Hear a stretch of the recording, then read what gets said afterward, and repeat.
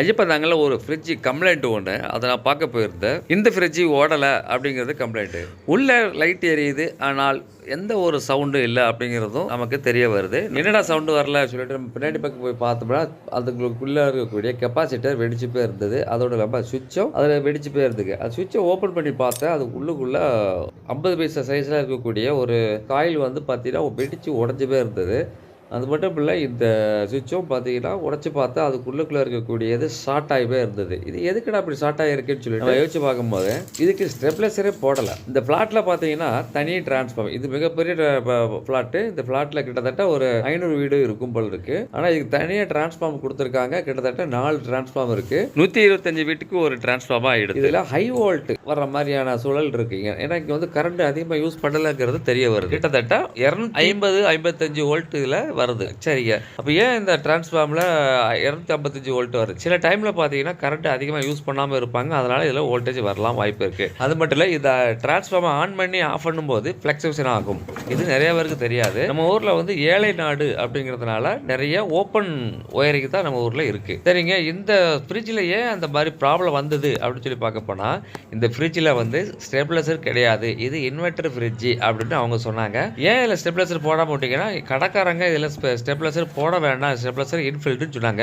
அப்படின்னு இவங்க என்கிட்ட சொன்னாங்க. நானும் இவங்களுக்கு எக்ஸ்பிளைன் பண்ணேன். யாராக இருந்தாலும் சரிங்க, எந்த ஃப்ரிட்ஜாக இருந்தாலும் சரி, இதில் ஸ்டெபிலைசர் ரொம்ப ரொம்ப மஸ்ட். நம்ம ஒரு எலக்ட்ரிக்கலுக்கு கட்டாயமாக ஸ்டெபிலைசர் நீங்கள் போட்டே ஆகணும். எந்த ஒரு ஃப்ரிட்ஜ் வாங்கினாலும் சரி, இன்வெர்ட்டராக இருந்தாலும் சரி, நான் இன்வெர்ட்டராக இருந்தாலும் சரி, கட்டாயமாக ஸ்டெபிலைசர் நீங்கள் போட்டே ஆகணும். ஸ்டெபிலைசருடைய வேலை இதுதான். இந்த ஸ்டெபிலைசர் போடலைன்னா இந்த மாதிரி வெடிக்கும், இந்த மாதிரி சுவிட்சு எரிஞ்சு போயிடும், கெப்பாசிட்டரும் எரிஞ்சு போயிடும் அப்படிங்கிறது உறுதி உறுதி உறுதி. யாருமே ஸ்டெபிலைசர் இல்லாமல் ஃப்ரிட்ஜ் யூஸ் பண்ணவே பண்ணாதீங்க. ஸ்டெபிலைசர் இல்லாமல் என்ன நடக்கும் அப்படின்னு பார்த்தீங்கன்னா, இந்த மாதிரி தான் நடக்கும். உங்களுடைய சுவிட்சு வெடிக்கும், அதுக்குள்ளே இருக்கக்கூடிய ஒயரிங் கூட லூஸ் கனெக்ஷனில் எரிஞ்சு போயிடும், அதில் இருக்கக்கூடிய பல்பு கூட போயிடும். இந்த பல்பும் போகிறதுக்கு காரணம் அதுதான். அதில் உள்ள பிசிபி போர்டு போகிறதுக்கும் முக்கிய காரணம் அதுதான். அதனால் ஸ்டெபிலைசர் இல்லாமல் கட்டாயமாக யாருமே எந்த ஒரு ஃப்ரிட்ஜையும் பயன்படுத்தாதீங்க. எந்த இன்வெர்ட்டராக இருந்தாலும் சரி, லேட்டஸ்ட் மாடலாக இருந்தாலும் சரி, அதுக்குள்ளே கடைக்காரங்க இன்ஃபில்டு ஸ்டெபிலைசர்னு சொல்லுவாங்க. அது பொய்யான தகவல், அவங்களுடைய அறியாமைன்னு தான் நான் சொல்லுவேன். ஸ்டெபிலைசர் எந்த ஃப்ரிட்ஜுக்குள்ளே இருக்கவே இருக்காது, கிடையவே கிடையாது.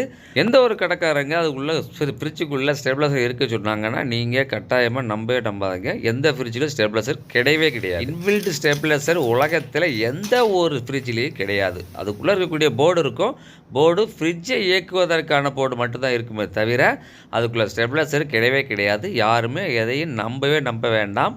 அப்படி சொன்னாலும் அவங்களுக்கு நீங்கள் இந்த வீடியோவை எடுத்து கொடுங்க. அவங்க பார்த்துட்டு மீண்டும் இது போன்று மற்ற கஸ்டமர்கிட்ட ஸ்டெபிலைசர் இருக்குன்னு சொல்வதை தடுக்கிறதுக்கு இந்த வீடியோ ஒரு வாய்ப்பாக இருக்கும்.